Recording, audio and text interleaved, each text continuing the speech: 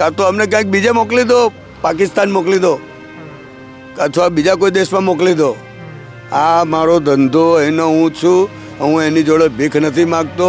આ મારો ધંધો જ હું, અને હું અહીંયા મારા પેટના માટે હું કંઈ પણ કરી શકીશ. નાના રોજમદારો કમાય એમાં સરકારને ઇન્ટરેસ્ટ નહીં, પણ મોલ મલ્ટીપ્લેક્સના શોરૂમવાળા કમાય એમાં ઇન્ટરેસ્ટ છે. કેમ કે વર્ષે દર ઇલેક્શનના ટાઈમે લાખો કરોડ રૂપિયા ફંડિંગ જાય છે. તો તમે બીજેપીના કોષા અધ્યક્ષ છો, તો બીજેપી વાળા સાંભળે અમે એકવાર જઈ આવ્યા તો કે મેં બીજેપી વાળાનું પણ બીજેપી નહીં સાંભળતી. ઉપર મોદી સાહેબને જ ખબર નથી કે નીચે શું થાય છે.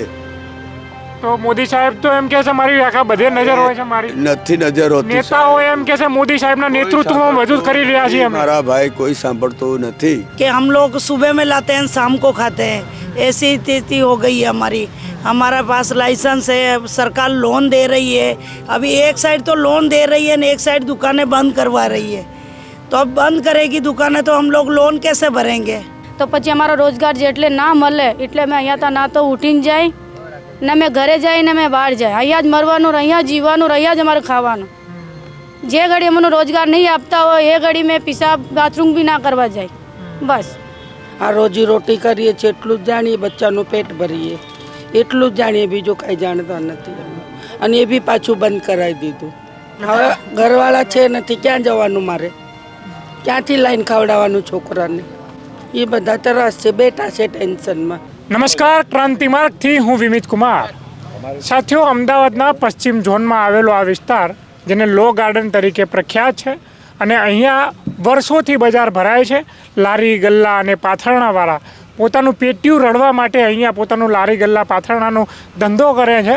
અને અહીંયા તમે જોઈ શકો છો સંખ્યાની અંદર કે 100, 150, 200 લોકો અડધી રાત્રે એ ઉપવાસ ઉપર ઉતર્યા છે, ધરણા ઉપર ઉતર્યા છે. કારણ કે એમને એવું લાગ્યું છે કે મારો પેટનો રોટલો છીનવાઈ રહ્યો છે. અને શા માટે છીનવાઈ રહ્યો છે એનું કારણ આ તમામ લોકો પાસે જાણવાનો પ્રયાસ કરીશું. જી, શું નામ આપનું? મારું નામ રાકેશ મહેરિયા છે. હું લારી ગલ્લા પાથરણા સંઘ ગુજરાતનો અધ્યક્ષ છું. હા, શા માટે તમારે આજે અડધી રાત્રે આવી ઠંડીની અંદર તમારે ધરણા કરવા પડી રહ્યા છે? આ અમારી બીજી નાઇટ છે, અને આ અમારું આંદોલન છે અમારા રોજગાર બચાવવા માટે. લો ગાર્ડનમાં 20-25 વર્ષથી લોકો ધંધો રોજગાર કરે છે. જેટલા બી લોકો ગુજરાતમાં ફરવા આવતા છે, અમદાવાદમાં આવતા છે, એ તમામનું આ લોકપ્રિય માર્કેટ છે. હાર્યું તમામ પ્રકારની લેડીઝની વસ્તુઓ ખૂબ સારી અને ખૂબ સસ્તી અને ખૂબ મોટી સંખ્યામાં અહીંયા મળે છે. આ એકમાત્ર એવું બજાર છે જેને કોર્પોરેશને એમાં બંધ કરવાની વાત કરી છે. એ બંધ કરવાની વાતની સાથે તમને વાત કરું કે અહીંયા જે 200, 300, 400 લોકો રોજગાર પોતાનો રડે છે, એની ઉપર તમામ લોકોનું ઘર ચાલે છે, એમના બાળકો ભણે છે, ઘરના મા બાપની દવા ચાલે છે. આ જગ્યા નથી, આ એમના માટે મંદિર છે. અહીંથી એ એમના જીવનની કમાણી કરે છે.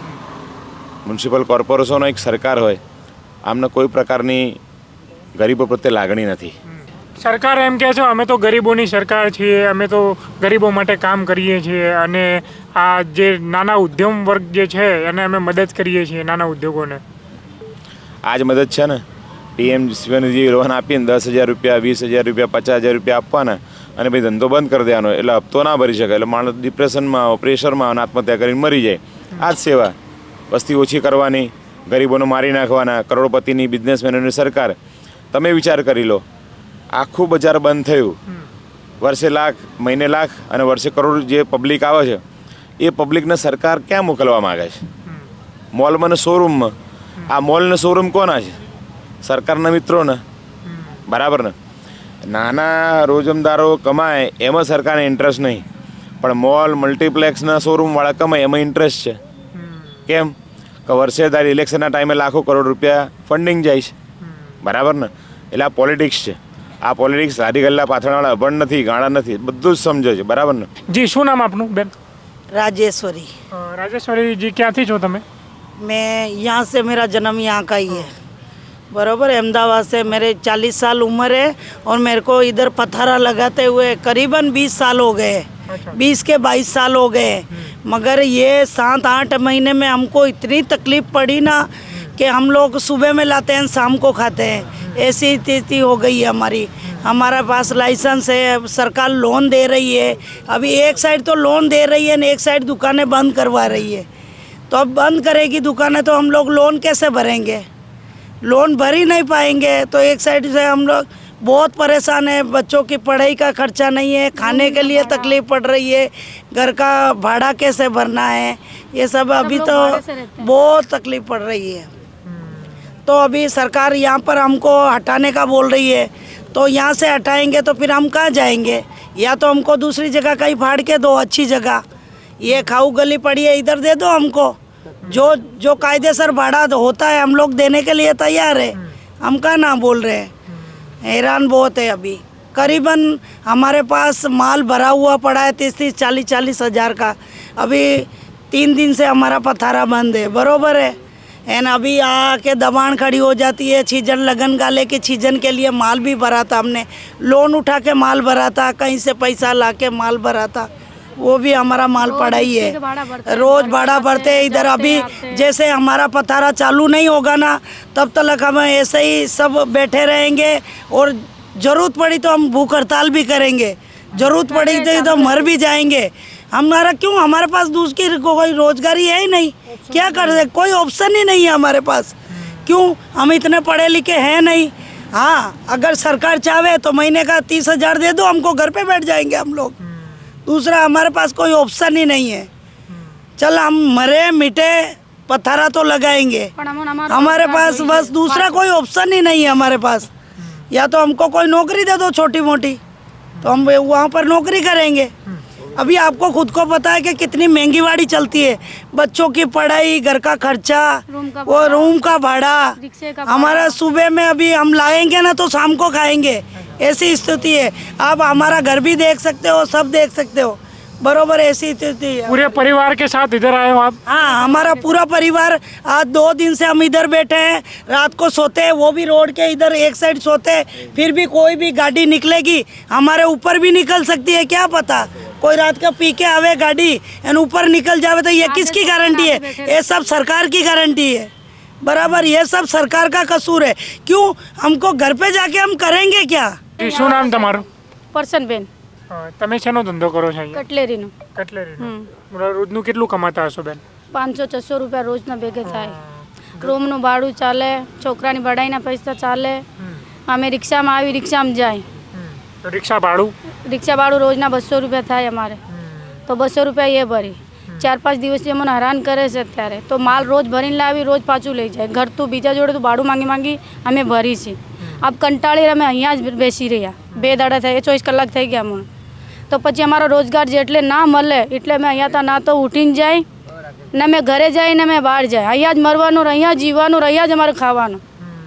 જે ઘડી અમને રોજગાર નહીં આપતા હોય એ ઘડી મેં પિશાબ બાથરૂમ બી ના કરવા જાય, બસ. અને આ શું છે તમારા હાથમાં? એ અમારે લાયસન્સ આપ્યું છે, એ જ મ્યુનિસિપાલિટીવાળા જ. અચ્છા. એ આપી દીધું. એ આપ્યા પછી થોડા વર્ષ નીકળ્યા, 4-5 વર્ષ તો કે તમે લોન લો, અહીંયા ધંધો કરો છો વર્ષોથી, તમારો 20 વર્ષ થઈ ગયા, 18 વર્ષ થઈ ગયા, તો તમે લોન લો, લોન ચાલુ કરો. અમે પહેલાં ના પાડી હતી કે અમે ના લઈ, અમારે મહિના તું રોજ તું ના ભરાઈ શકે, અમારે આટલો બિઝનેસ નથી. પણ એ આપ્યું અમને ધમકી દઈને આપ્યું કે તમે લોન લેશો તો તમારા પગાર ચાલુ રહેશે, નહીં તો નહીં રહેવા દી. તો અમે બધાય ભેગા થઈને મીટિંગ કરી તો આપણે લોન લઈ. પરાણે લોન લેવડાવી તમારી પાસે? હા, એટલે બેસાડી લઈ ગયા. એટલે તો અમને ધમકી આપીને પતારાની, તો અમે બધા મીટિંગ કરીને અમે લોન લીધી. કોઈ 20ની લીધી, કોઈ 50ની લીધી. તો પછી લીયા પછી 12 મહિના બી ના નીકળ્યા. કોઈના 3 મહિના નીકળે છે, કોઈના 7 મહિના નીકળે છે. તો પછી આવી 10-10 ગાડીઓ પોલીસની જોડે આવીને ઊભા રહેશે અહીંયા. પોલીસ વાળા શું કહે છે? પોલીસ વાળા કહે છે કે ભાઈ અમને બંદોબસ્તમાં લાવે છે, બંદોબસ્તમાં લાવે છે અમને, અમે કશું ના કરી શકીએ. એ તમે મ્યુનિસિપાલિટી વાળાથી જ કરો વાત. તમને અહીંયાથી હટાવ્યા ત્યારે બીજું કોઈ વૈકલ્પિક વ્યવસ્થા આપવાની વાત થઈ હતી કે તમને બીજી જગ્યાએ ખસેડવામાં આવશે એવી કોઈ? ના, સીધો ધંધો બંધ કરાવી દીધો? સીધો ધંધો, ડાયરેક્ટ ધંધો બંધ કરાવી દીધેલ છે 2 દિવસની અંદર, તાત્કાલિકમાં કોઈ તાત્કાલિક. નોટિસ આપી હતી પહેલા કે ભાઈ? નોટિસ નથી, કશું જ નથી કે હવે તમે આટલા વર્ષ બહુ થઈ ગયું, અહીંથી ખાલી કરો, હવે તમને જ્યાં કોઈ પણ ગલીમાં ઘૂસી જાઓ. સરકારના આટલા વર્ષ થઈ ગયા, 30 વર્ષ? હા, સરકારના 30 વર્ષ થઈ ગયા. હું આ સરકારનો જ માણસ, હું કુલિંગ એજન્ટ પણ હતો આ જ વિસ્તારમાં, અને આમાં જ બીજેપી કોષાધ્યક્ષ પણ છું. પણ સરકાર બીજેપીના કયા અધ્યક્ષ? કોષાધ્યક્ષ છું. અહીંના ધારાસભ્ય જોડો જોઈએ, એ પણ નથી સાંભળતા, કોર્પોરેટરો પણ નથી સાંભળતા, કોઈ પણ નથી સાંભળતું. સાહેબ, આમાં તકલીફ છે કે આ બધા અમારો સ્વનિધિ રોજગાર અમે જાતે આપણા દેશમાં તો લોકશાહી છે, લોકોનું શાસન છે, એમ કે લોકોનું ના સાંભળો તો લોકોનું ખૂન ચૂંચાઈ રહ્યું છે, કોઈને ધ્યાન નથી પડતું હજુ સુધી. આપ સાહેબનો ધન્યવાદ સાંભળું માનું છું કે અમારી અવાજ સાંભળી ને અમને કાયમી ધોરણે કાયમી વૈકલ્પિક જગ્યા આપી અને અમને જગ્યા ફળવાય આજુબાજુમાં, તો અમારું આ પેટ નભી શકે તેમ છે. ને તો અમારે બી આત્મહત્યા કરવાનો વારો આવે એવી હાલત છે સાહેબ મારા. તો તમે બીજેપીના કોષા અધ્યક્ષ છો, તો બીજેપી નહીં વાળા સાંભળ્યું, અમે એકવાર જઈ આવ્યા તો કે મેં બીજેપી વાળાનું પણ બીજેપી નહીં સાંભળતી. નથી સાંભળતી. ઉપર મોદી સાહેબને જ ખબર નથી કે નીચે શું થાય છે. તો મોદી સાહેબ તો એમ કે છે મારી આખા બધે નજર હોય છે મારી. નથી નજર હોતી. નેતાઓ એમ કે છે મોદી સાહેબના નેતૃત્વમાં બધું કરી રહ્યા છીએ અમે. મારા ભાઈ કોઈ સાંભળતું નથી. નેતાઓના ભાષણ સાંભળ્યા તમે? એવું કે છે આદરણીય મોદીજીના નેતૃત્વમાં. હવે એ જ મોદીજીના શાસનમાં મોદીજીના જ કુંભાડીઓ હિંમતનગરમાં 6,000 કરોડ રૂપિયાનું ફૂલેકું કર્યું છે. ત્યાં સરકાર નથી પહોંચતી. આ ગરીબોનું ખૂન સૂચવવાનું છે ને અમે કંઈક બોલીએ તો અમારો અવાજ દબાવવામાં આવે છે સાહેબ મારા. તકલીફ આ છે, બોલી પણ નહીં શકીએ. શું કરીએ? કોને કહેવાનું? જે સાંભળે, જે અમારો રોજગાર આપે, અમારું પેટ નભે, અમારા બૈડી છોકરા પરિવારનું પેટ નભે, એ જ અમારો ભગવાન ને દાતાર. એ સિવાય મોદી હોય કે કોઈ પણ સરકાર હોય, ચાહે કોંગ્રેસ હોય, ભાજપ હોય, કોઈ પણ સરકાર હોય, સૌથી પહેલાં પેટનો ખાડો પૂરવા માટે અમારો આ રોજગાર ચાલુ થાય તો અમારું ભવિષ્ય જીવન એ જ છે અમારું. એના સિવાય અમારો ઉદ્ધાર કોઈ જ નથી.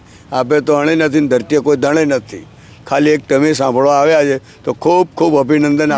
તમે જોઈ જ રહ્યા છો, એક બે માણસ નથી, 250-300 માણસ છે બાજુમાં.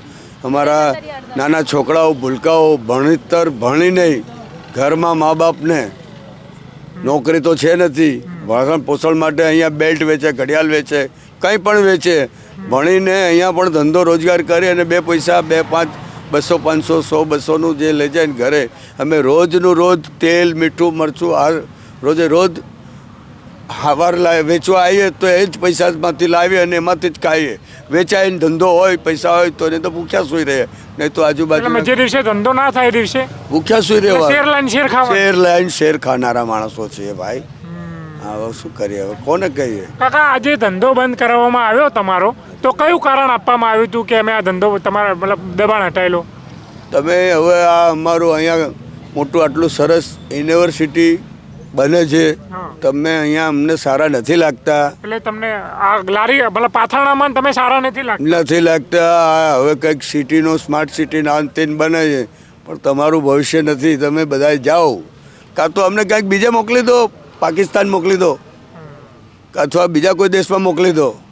આ મારો ધંધો, એનો હું છું. હું એની જોડે ભીખ નથી માગતો. આ મારો ધંધો જ હું, અને હું અહીંયા મારા પેટના માટે હું કંઈ પણ કરી શકીશ. હું શું પણ આ બધા પણ છેલ્લે બાકી આત્મવિલોપન પણ કરવા તૈયાર છીએ. આના કરતાં તો મરી જવું સારું. સાચું. તમે જુઓ કે જ્યારે ડોનાલ્ડ ટ્રમ્પ આપણા દેશમાં આવતા હોય, આપણા ગુજરાત રાજ્યની અંદર, જ્યારે ઝૂંપડીઓની ફરતે પડદા બાંધવામાં આવે છે અને અહીંયા આ યુનિવર્સિટી બની રહી છે, એટલે લોકોનું કહેવું છે કે અમે લારી ગલ્લા પાથરણાવાળા અમે યુનિવર્સિટીની સામે સારા ન લાગીએ, એટલે કદાચ અમારી આ જે લારી ગલ્લા અને પાથરણાને હટાવવાનો પ્રયાસ થઈ રહ્યો છે. 15 વર્ષથી ધંધો કરું છું સર. શું વેચો છો તમે? આ છૂટકમાં અંબોળા, ચોટલા, વીગ એવું બધું વેચું કેટલો છું. કમાવો બેન તમે? 1,000-1,500 કમાઈ લઈએ સર. બરાબર. 1,000-1,500 કમાઈ લઈએ. આની પર જ અમારું ઘર ચાલે. અમારા ઘરવાળા નથી, નાના નાના છોકરા એની પર જ. એટલે વિધવા છો? એની પર જ છે. મારા ઘરવાળા છે જ નથી. એ પાળવું છું. આ છોકરાને ધંધો કરીને બસ. અને પછી હવે આ કહે છે ધંધો કરતા નહીં. અમારે કોઈ છૂટકો નથી આ ધંધા કર્યા વગર. અમારે રોજી રોટી સિવાય કોઈ છુટકારો નથી સાહેબ. બેન, તમે આ આંસુ સારી રહ્યા? અમારે રોજી સિવાય કશું છે જ નથી. અમારે બીજો કોઈ છૂટકો જ નથી. કાં તો અમે અહીં કશું આપઘાત કરી લઈશું, ને તો મરી જઈશું, ભૂખ હડતાલ કરીશું. આવું જ બંદોબસ્ત છે અમારી વચ્ચે, બીજું કાંઈ નથી. બેન, તમારા આંસુ આ સરકારને, આ એએમસીને કેમ નહીં દેખાતા હોય? હવે અમે તો બેઠા છે. અમે તો એટલા ભણેલા બી નથી સાહેબ. આ રોજી રોટી કરીએ છીએ, એટલું જ જાણીએ, બચ્ચાનું પેટ ભરીએ, એટલું જ જાણીએ, બીજું કાંઈ જાણતા નથી અમે. અને એ બી પાછું બંધ કરાવી દીધું. હવે ઘરવાળા છે નથી, ક્યાં જવાનું મારે? ક્યાંથી લાઈન ખવડાવવાનું છોકરાને? એ બધા તરસ છે, બેઠા છે ટેન્શનમાં. ને શું નામ તમારું? રીના રીના. તમે અહીંયા શું ધંધો કરો છો? છોટક કટલેરીનો. છૂટક કટલેરીનો. કેટલી ઉંમર થઈ તમારી? 22 વર્ષ. 22 વર્ષ. તો ભણવાનું ચાલે છે? ક્યાં અમે ભણવાનું નથી જતા. એવું કેમ? 5-6 ક્લાસ પડીને પછી પપ્પા ઓફ થઈ ગયા તો ક્લાસ મૂકીને ધંધા ઉપર છૂટક મજૂરી કરતા છે. પણ હવે તો તમારા ધંધા બી બંધ કરાવી દીધા. એ બી બંધ કરી દીધા. એની ઉપર જ બધું છે. આ જ કરી રહ્યા છે. અમે 16-15 વર્ષ થઈ ગયા અહીંયા. 16-15 વર્ષથી તમે આ કરો છો? હા, અહીંયા જ લો ગાર્ડનમાં. તો તમે હવે શું કહેશો આ એએમસી વાળાને કે ભાઈ શું અમે રિક્વેસ્ટ છે આ ચાલુ કરાવી દો, એની ઉપર જ બધું છે અમારું. બસ. તમે જુઓ છો કે આ તમારી મમ્મી છે? મમ્મી. હા, અચ્છા. તમે આખો પરિવાર એક જ ધંધો કરો છો? હા, આખો પરિવાર? એની ઉપર જ છે. અમે 4 ભાઈ છે ને 2 બહેનો છે ને બધા છે સાથે અમે. સરકારે લોન આપી હતી? હે? પછી બીજું શું આપ્યું હતું? આઈ કાર્ડ આપ્યું હતું કંઈ ધંધો કરવા માટે? લાયસન્સ આપ્યું ને કાર્ડ આપ્યું ને લોન આપી, બધું જ છે અમારી જોડે. પેલા સપના બતાયા, ધંધાનો લીગલાઇઝ કર્યો અને પછી કે આ બધું ઇનલીગલ છે, બંધ કરો. આ લોકો પોતાની આંખમાંથી આંસુ સારી રહ્યા છે અને કદાચ જો આ મૃદુ અને મક્કમ મુખ્યમંત્રી અને સંવેદનશીલ સરકારની સંવેદના થોડી પણ જાગતી હોય તો આ લોકોની આંખમાંથી આંસુ જોઈને તમે થોડોક સંવેદના બતાવો અને આ લોકોનું ભલે કંઈ નહીં તો વૈકલ્પિક વ્યવસ્થા પણ આપવાનો પ્રયાસ કરો. પકોડા તળવો પણ એક રોજગાર છે. આપણા પ્રધાનમંત્રી એવું કહ્યું હતું, પણ પકોડા ક્યાં તળવાના? કોઈ પકોડા તળવા માટે કોઈ ફેક્ટરી ના હોય, એ લારી ગલ્લા ઉપર જ તળાતા હોય, હે ને? તો આ તમે જુઓ કે અત્યારે અડધી રાત્રે આ 250 લોકો 200-300 લોકો આટલા બધા ઉપસ્થિત થયા છે અને વાણી અને અભિવ્યક્તિની આઝાદી છે આપણા દેશમાં કે પોતાનો અવાજ ઉઠાવવા માટે આ લોકો અહીંયા ઉપસ્થિત થઈ શકે છે. બસ એનો જ ઉપયોગ કરે છે. કોઈ ગેરકાયદેસર પ્રવૃત્તિ થતી નથી અહીંયા, બરાબર? જે થવાનું હતું, આ 25 વર્ષથી આ બજાર ચાલે છે. આપણે સંસ્કૃતિની વાત કરીએ ને ભાઈ, તો આ બજાર પણ એક સંસ્કૃતિનો ભાગ જ છે. લોકો ખરીદી કરવા માટે અહીંયા આવે છે. વર્ષોથી જ્યારે બાદશાહના સમયથી આ લાલ દરવાજા હતું ભાઈ, ત્યાંથી આ બજાર ભરાતું હતું. એ આપણી સંસ્કૃતિનો ભાગ છે. તો તમે સંસ્કૃતિને નષ્ટ કરી રહ્યા છો. તો પછી હા, આ કોલેજો ખુલી રહી છે, બરાબર, એનાથી અમને કંઈ વાંધો નથી. અહીંયા બાઇક પાર્કિંગ થાય એમનાથી પણ કંઈ વાંધો નથી. પણ આ લોકોનું કહેવું છે કે અમારા લારી ગલ્લા પાથરણાથી જ આ લોકોને વાંધો છે. એક બાજુ આપણે લોકોને રોજગારી નથી આપી શકતા, પણ જે લોકો સ્વરોજગારી મેળવી રહ્યા છે, બરાબર, આપણે આત્મનિર્ભર ભારતની વાતો કરીએ છીએ, આ બધા આત્મનિર્ભર જ છે, હે ને? તો આને ટેકો આપો, આને પ્રોત્સાહન આપો. આમને તમે કણગણ જ શું કરવા કરો છો? હા, બાકી જોતા રહો ક્રાંતિ માર્ગ, ઇન્કલાબ જિંદાબાદ.